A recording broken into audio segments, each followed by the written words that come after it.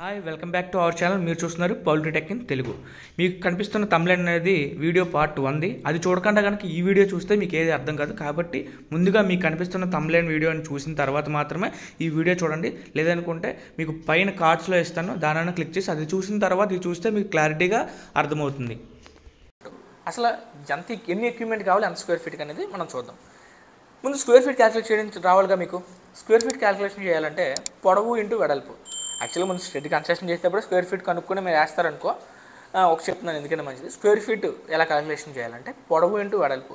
For example 100 అడుగులు పొడవు వేశారంటే 25 అడుగులు వెడల్పు పెట్టారు, లేదంటే 24 అడుగులు వెడల్పు పెట్టారంటే 100 ఇంటూ 24 2400.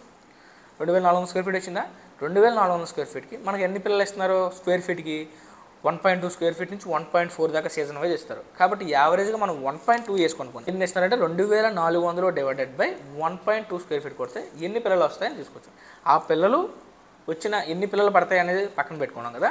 ఇప్పుడు ఎన్ని పిల్లలకి ఎన్ని డ్రింకర్లు ఎన్ని ఫీడర్లు ఇవ్వాలి లెక్కేసుకున్నాం. ఇదివరకు ఏం చేసేవారంటే 50 పిల్లలకి ఒక మేదడుకు నెలకు, తర్వాత 45, తర్వాత 40, ఇప్పుడు 35 అనేది ఒక నడుస్తుంది.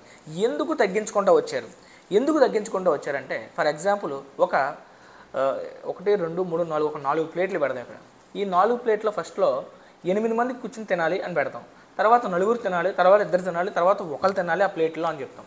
ఈ 4 ప్లేట్లో ఎవరు స్పీడ్గా కంఫర్ట్గా ఎక్కువ తినగలుగుతారు అంటే ఫస్ట్ తిన్నవాళ్ళు బాగా తింటాడు, ఒక ప్లేట్లో ఒకటి కాబట్టి నచ్చిన తినేస్తాడు, స్పీడ్గా తినేస్తాడు. సెకండ్ ప్లేట్లో కొంచెం అలా పెరిగే కొద్దీ ఏమవుద్ది, జనాలు పెరిగే కొద్దీ తినే ఆహారం తగ్గిపోతుంది, కంఫర్ట్స్ తగ్గిపోతుంది, అంటే కొంచెం ఇబ్బందిగా తినడానికి అవుతుంది. ఈ కంజెస్టెడ్ ఫీడింగ్ అనేది చాలా ఇబ్బందిగా ఉంటుంది. కాబట్టి ఏం చేయాలి, 35 కోడి పిల్లలకి ఒక మేదరకు నెలకు తీసుకోవాలి. ఎందుకంటే 50 పిల్లలకి 15 పిల్లలు తగ్గిపోతుంది. 15 పిల్లలు వేరే ఫీడర్ దగ్గరికి వెళ్తాయి కదా. అందుకని ఇప్పుడున్న దాంట్లో మీ స్క్వేర్ ఫీట్కి డివైడెడ్ బై బర్డ్స్ లెక్కేసుకుని బర్డ్స్కి 35 కోడి పిల్లలకి ఒక మేదడక్కు ఒక నెలడక్కు ఉండేలా చూసుకోండి కంపల్సరీగా. అలా దాన్ని మాత్రం మీరు కంపల్సరీ తగ్గించకూడదు. తీసుకున్న ఎక్విప్మెంట్ని కట్టడం డైరెక్షన్ అలైన్మెంట్ చాలా తక్కువ కడతారు.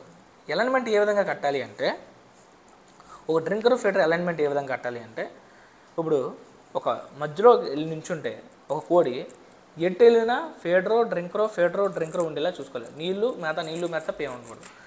మన ఎలా కట్టాలి దానివల్ల ఎందుకు అంటే అలా ఉండాలంటే ఎలా కట్టాలి అంటే ఒక ఫీడరు దాని వెనకాల ఒక డ్రింకర్ కట్టుకుంటే స్ట్రైట్కి వెళ్ళిపోతారు. ముందు కింద ప్లేస్మెంట్ భూమి మీద పెట్టుకుంటూ వెళ్ళిపోతే వరుసగా మీకు కరెక్ట్గా లెంత్ అది కరెక్ట్గా చూసుకుంటారు.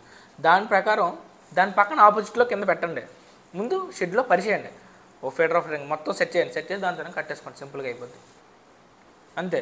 మళ్ళీ దానికి ఒక ఎవరినో పిలిచి దాని పెద్ద శాస్త్రవేత్తలు చేయక్కర్లేదు.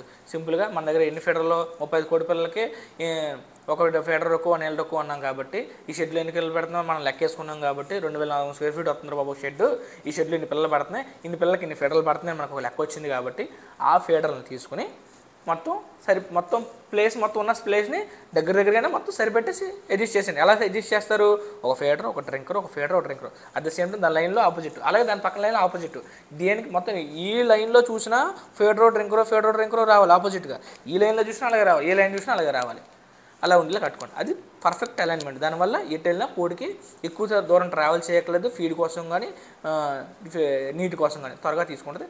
దానివల్ల ఎక్కువ ఫీడ్ ఇంటే ఉంటుంది. ఓకే, ఫీడ్ తినేసి ఓకే అంతా బాగానే ఉంది. నెక్స్ట్ ఏం కావాలంటే చాలామంది ఫామ్ కట్టినప్పుడు ఫ్యాన్లు పెట్టరు. ఏంటంటే శీతాకాలంలో కూడా స్టార్ట్ చేశారని శీతాకాలం పెట్టరు, వేసవికాలంలో పైన సీలింగ్లు అది స్ప్రింక్లర్స్ పెట్టరు. కాబట్టి మనం షెడ్ కన్స్ట్రక్షన్ చేసినప్పుడే కానాకు ఒక ఫ్యాన్ కంపల్సరీ పెట్టుకోవాలి. కానాకు ఒకసారి కంపల్సరీ పెట్టుకున్నా సరే మధ్యలో సర్క్యులేషన్ ఫ్యాన్స్ అనేది కంపల్సరీగా పెట్టుకోవాలి. ఈ సర్క్యులేషన్ ఫ్యాన్స్ అనేది ఫర్ ఎగ్జాంపుల్ ఐబీ కంపెనీలో ఫామ్స్లో చూసినట్లయితే ఐబీ కంపెనీ ప్రతి ఫామ్లో కూడా మీకు ఈ సర్క్యులేషన్ ఫ్యాన్స్ అనేవి ఉంటాయి. ఈ సర్క్యులేషన్ ఫ్యాన్స్ ఎందుకు ఇస్తారంటే లోపల ఉన్న అమోనియా స్మెల్ ఏదైతే ఉందో, అమోనియా కానీ గ్యాస్ కానీ లోపల ఉన్న అన్వాంటెడ్ ఎయిర్ అంతా బయటికి ఇది సక్ చేసి మొత్తం బయటికి గంటేస్తుంది. అంటే ఫర్ ఎగ్జాంపుల్ కూలర్ ఉంది, సర్క్యులేషన్ ఫ్యాన్ కూలర్ లాంటిది, మొత్తం తీసి దూరంగా ఎక్కువ నెట్టుద్ది. కాబట్టి ఫామ్లో ఎప్పుడు కూడా ఫ్రెష్ ఎయిర్ రావడానికి ఛాన్స్ ఉంటుంది. దానివల్ల సర్క్యులేషన్ ఫ్యాన్స్ ఉండాలి, అలాగే సీలింగ్ ఫ్యాన్స్ ఉండాలి. దీనివల్ల మనకి కంఫర్ట్గా ఉంటుంది. ఎందుకంటే ఎక్కువ జనాలు ఉన్నప్పుడు ఎలాగైతే కార్బన్ డైఆక్సైడ్ ఒక రూమ్లో ఎక్కువ మంది జనాలు ఉన్నారు, ఎలాగైతే కార్బన్ డైఆక్సైడ్ ఇంక్రీజ్ అయ్యి అందరికీ చెమటలు పట్టి ఇబ్బందిగా ఫీల్ అవుతారో అదేవిధంగా కోళ్ళు ఎక్కువ ఉన్నప్పుడు మనం దానికి ఏం చేయాలంటే వెంటిలేషన్ ఫ్రెష్ ఎయిర్ని లోపల పంపించగలరు. అప్పుడు ఏమవుతుంది, బర్డ్ కంఫర్ట్గా ఉంటుంది. ఇలా కంఫర్ట్ మనం క్రియేట్ చేసినట్లయితే బర్డ్ అనేది ఫీడ్ అనేది వాటర్ అనేది ఎక్కువ తీసుకుంటుంది. ఇలా ఫీడ్ అనేది వాటర్ని ఎక్కువ తీసుకుంటే ఆటోమేటిక్గా మంచి గ్రోత్ వస్తుంది. కాబట్టి మనం ఈ విధంగా మనం చేసుకున్నట్లయితే మంచి లాభాలు తీసుకోవచ్చు. అలాగే ఇప్పుడు ఈ వీడియోలో మనం ఏం డిస్కషన్ చేసామంటే సైట్ కోళ్ళ ఫారం అంటే ఏంటి, దాన్ని ఏ విధంగా మనం స్టార్ట్ చేయాలనుకుంటే దానికి సైట్ ఏ విధంగా చూడాలి, వాటర్ టెస్ట్ ఏ విధంగా చేయాలి, సైట్ డైరెక్షన్స్ ఏమైనా చేయాలి, పొడవు వెడల్పు ఎంతగా వేయాలి, హైట్ ఎంత పెట్టాలి అనే డిస్కషన్ చేసాం. అలాగే డ్రింకర్స్ ఫీడర్స్ అలైన్మెంట్స్ ఏ విధంగా మనం చేసుకోవాలి, దానివల్ల ఉపయోగం ఏంటి, ఫ్యాన్లు ఏ విధంగా పెట్టుకోవాలి, దానివల్ల ఉపయోగం ఏంటని డిస్కస్ చేసాం. నెక్స్ట్ వీడియోలో ఏం చేద్దామంటే కోళ్ళ ఫారం పెట్టేశారు, అంతా ఎక్విప్మెంట్ రెడీ చేసిన తర్వాత కంపెనీతో టైఅప్ అయితే కంపెనీ ఏ విధమైన మనకి ఇస్తుంది, నీడ్స్ మనకి ఏమైనా కంపెనీ ఏమైనా ఆఫర్ చేస్తే మనకి ఏ విధమైన లాభాలు వస్తాయి, దానిలో మేనేజ్మెంట్ ఏ విధంగా చేసుకుంటూ వెళ్ళాలి అనే దాని గురించి డిస్కషన్ చేసుకున్నాం. Okay, that's all for today. Bye bye, next వీడియోలో కలుద్దాం. ఈరోజు సబ్స్క్రైబ్ చేసుకోండి. అందరూ మంచి ఈసారి సెకండ్ ఇన్నింగ్స్ లాంటిది మనకు అందరూ కూడా సపోర్ట్ చేస్తారని కోరుకుంటున్నాం. ఉంటాను, బాయ్ బాయ్.